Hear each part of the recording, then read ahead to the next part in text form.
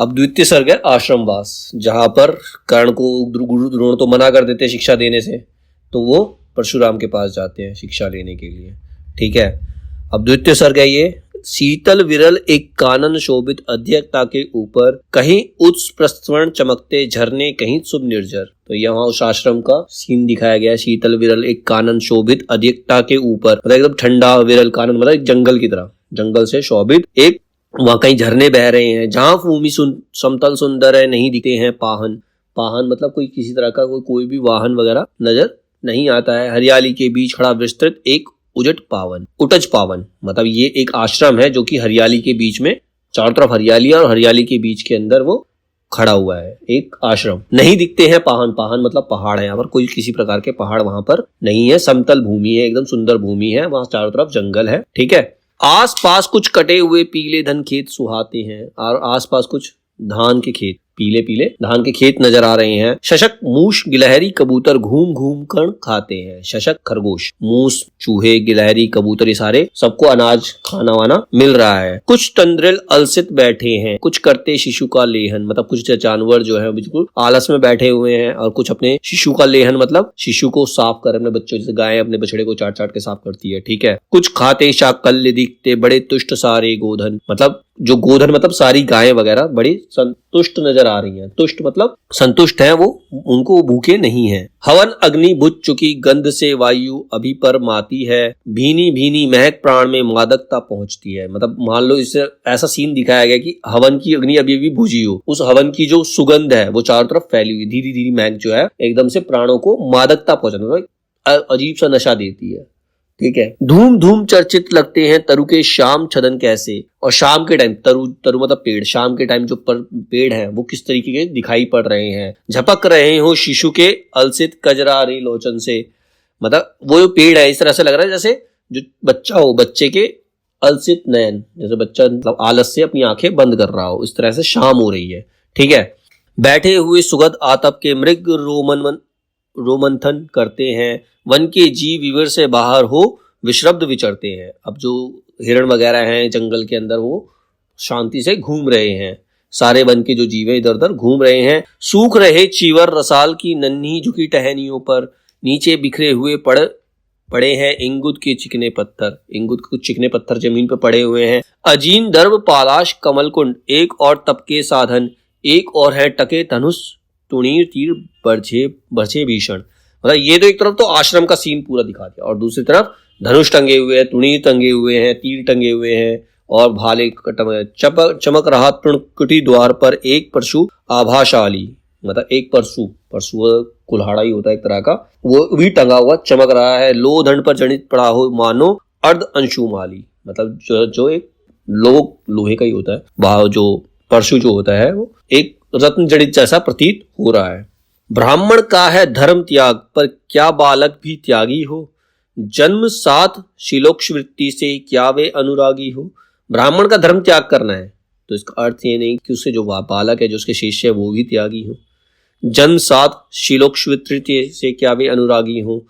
क्या विचित्र रचना समाज की, गिरा ज्ञान ब्राह्मण घर में, मतलब इस समाज की क्या रचना है। ये कैसे मान सकते हैं कि जो ज्ञान है सिर्फ ब्राह्मण के घर पे ही मिलेगा। मतलब जो वर्ण व्यवस्था के बारे में बताया है कि ये समाज की जो सोच है, क्या ज्ञान एक ब्राह्मण ही दे सकता है। मोती वर्षा वैश्य वेशम में, पड़ा खड़क क्षत्रिय कर में।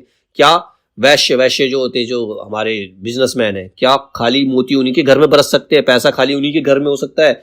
क्या खड़क तलवार क्या क्षत्रिय के घर में ही हो सकती है। खड़क बड़ा उद्धत होता है, हुद्दत होते हैं राजे, इसलिए तो सदा बनाते रहते वे रण के बाजे। जो राजा होते हैं वो हमेशा रण के ही बाजे, मतलब अपने खुद के, वो जनता की भलाई के लिए युद्ध नहीं करते, खुद की भलाई के लिए युद्ध करते हैं। और करे ज्ञानी ब्राह्मण क्या, असी विहिम मन डरता है। राजा देता मान भूप का, वह भी आदर करता है। अब ब्राह्मण क्या करे, ब्राह्मण भी डर के मारे राजा का ही मान करता है, क्योंकि वो उसके हाथ में खड़ा गया, वो उनकी रक्षा कर सकता है, इसीलिए वो राजा को मान भी देता है और उस राजा का आदर भी करता है। सुनता कौन यहाँ ब्राह्मण की, करते सब अपने मन की। अब ब्राह्मण अगर कोई ज्ञान दे, कोई उपदेश दे, तो भी उसे कौन सुनता है, सब तो अपने मन की कर रहे हैं। डुबो रही शोणित में भूपो की लिप्सा रण की, मतलब भूप मतलब राजाओं की जो लिप्सा है, जो उनकी रण की, जो अपने राज्य को बढ़ाने की जो उनकी मंशा है, वही आज शासन को डुबो रही है। ओ रण भी किस लिए, नहीं जग से दुख दैन्य भगाने को। और वो लड़ाई किसी जग से दुख दैन्य भगाने के लिए नहीं है, वो लड़ाई जनता की भलाई के लिए नहीं है, वो अपने स्वार्थ के लिए है। पर शोषक पथ भ्रांत मनुष्य को नहीं धर्म पर लाने को, मतलब किसी पद से भ्रांत मनुष्य को भी धर्म पे लाने के लिए ये लड़ाई नहीं करी जा रही है, ये रण नहीं लड़े जा रहे हैं। हाय कर्ण तू क्यों जन्मा था क्यों वीर हुआ। तो उसने कहा कर्ण तेरा जन्म ही क्यों हुआ, और जन्म हुआ भी तो तू वीर क्यों बना। कवच और कुंडल भूषित भी तेरा अधम शरीर हुआ। तेरा जो शरीर है जिसमें कवच और कुंडल है, जो किसी के शरीर पे नहीं है, फिर भी तेरा शरीर एक अधम हो, क्योंकि तेरी जाति ऊंची नहीं है। धस जाए वह देश अतल में, गुण की जहां नहीं पहचान, जाति गोत्र के बल से ही आदर पाते जहां सुजान। ऐसा जो देश है वो पाताल में चला जाएगा, ऐसा देश का नाश हो जाएगा जहां पर गुण की पहचान जाति के आधार पर की जाती है, उनकी क्षमता के आधार पर नहीं की जाती। ऐसे देश का नाश होना अनिवार्य है, ऐसा देश कभी आगे नहीं बढ़ सकता। नहीं पूछता है कोई तुम वर्ती वीर या दानी हो, कोई तुमसे ये नहीं पूछता कि तुम वीर हो, दानी हो, तुम शौर्यवान हो, ये तुमसे कोई नहीं पूछता। सभी पूछते मात्र यही तुम किस कुल के अभिमानी हो, सब यही पूछते हैं कि तुम कौन से कुल में जन्मे हो। ठीक है। मगर मनुष्य क्या करे, जन्म लेना तो उसके हाथ नहीं, चुनना जाति और कुल अपने बस की तो बात नहीं।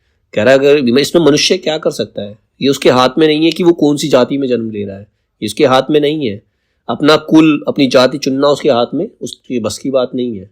ठीक है, ये तो जन्म के आधार पर है। ठीक है, वो सिर्फ अपने शौर्य दिखा सकता है, अपने आप को आगे बढ़ा सकता है, लेकिन ये उसके हाथ में नहीं है कि वो कौन से कुल में जन्म ले। सहनशीलता को अपनाकर ब्राह्मण कभी न जीता है, किसी लक्ष्य के लिए नहीं अपमान हलाहल पीता है। सह सकता जो कठिन वेदना, पी सकता अपमान वही, बुद्धि चलाती जिसे तेज का कर सकता बलिदान नहीं। सहनशीलता को अपनाकर ब्राह्मण कभी न जीता है, ब्राह्मण के अंदर सहनशीलता नहीं होती, इतना सहनशील नहीं होता। किसी लक्ष्य के लिए नहीं अपमान हलाहल पीता, वो कोई भी लक्ष्य प्राप्त करने के लिए वो अपना अपमान नहीं करवा सकता। उसे कितना भी बड़ा राज्य दे, कुछ भी दिया जाए, लेकिन मान सम्मान के आगे कुछ नहीं। जहां उसका अपमान हुआ वहां उसके लिए कुछ भी नहीं है। सह सकता जो कठिन वेदना, पी सकता अपमान वही, जो कठिन वेदना को सह सकता है और अपमान को पी सकता है। बुद्धि चलाती जिसे तेज कर सकता बलिदान वही, मतलब जिसके अंदर ये जो कठिन वेदना को सह सकता है, अपमान को भी सह सकता है, तो वही बलिदान कर सकता है, वही अपना बलिदान दे सकता है। तेज पुंज ब्राह्मण तिल तिल कर जले, नहीं यह हो सकता, किसी दशा में भी स्वभाव अपना वह कैसे खो सकता। कशक भोगता हुआ विप्र निश्चल कैसे रह सकता, इस प्रकार की चुभन वेदना सत्य ही सह सकता। अब ये सारी बातें ना परशुराम ने कही है, ये सारी बातें परशुराम ने कही है। कब कही? कर्ण को कही, जब वो कर्ण गुरु की सेवा कर रहा था, वहीं एक बिच्छू आ जाता है, तो बिच्छू गुरु को ना काट ले, परशुराम को ना काट ले, इस वजह से वो बिच्छू को हाथ में पकड़ लेता है कर्ण, और बिच्छू से डंक मारता है जिससे उसको पूरा खून बहता है। अब उसको खून जब बहकर परशुराम के नीचे जाता है, उसे गीला गीला महसूस होता है, तब परशुराम जी उठ जाते हैं और ये देखते हैं, तब वो ये सारी बातें कर्ण को कहते हैं कि ब्राह्मण के अंदर इतना साहस नहीं है, ब्राह्मण के अंदर इतना सहन शक्ति नहीं है कि वो इतना दर्द सह सकता है। इस प्रकार की चुभन केवल एक क्षत्रिय ही सह सकता है। इसका मतलब तुमने मुझसे झूठ कहा है, तुमने मुझसे कहा कि तुम राजपुत्र नहीं हो, ये झूठ है। सूद पुत्र मैं सूद कर्ण हूं, करुणा का अभिलाषी हूं, जो भी हूं पर वेद आप पर देव आपका अनुचर अंतेवासी हूं। अब इतने में कर्ण बेचारा घबरा गया, उसने कहा मैं सूद पुत्र हूं सर, गुरुजी मैं सूद पुत्र हूं, मैं शूद्र हूं और आपकी दया चाहता हूं। करुणा का अभिलाषी मतलब आपकी दया चाहता हूं, जो भी हूं पर देव आपका अनुचर अंतेवासी हूं, मैं आपका अनुचर हूं, आपका शिष्य हूं, मैं आपके चरण चिन्हों पर चलना चाहता हूं। छली नहीं मैं हाय किंतु छल का ही तो यह काम हुआ, आया था विद्या संचय को किंतु व्यर्थ बदनाम हुआ। कह रहा मैं छली नहीं हूं, मैंने किसी प्रकार का कोई छल नहीं किया, लेकिन ये जो भी हुआ ये काम छल का ही हो गया।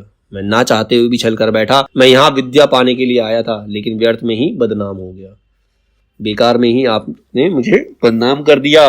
बड़ा लोभ था बनु शिष्य में कार्तवीर्य के जेता का। कार्तवीर्य कौन था? एक राजा था जिसने उसकी माता का अपमान किया था।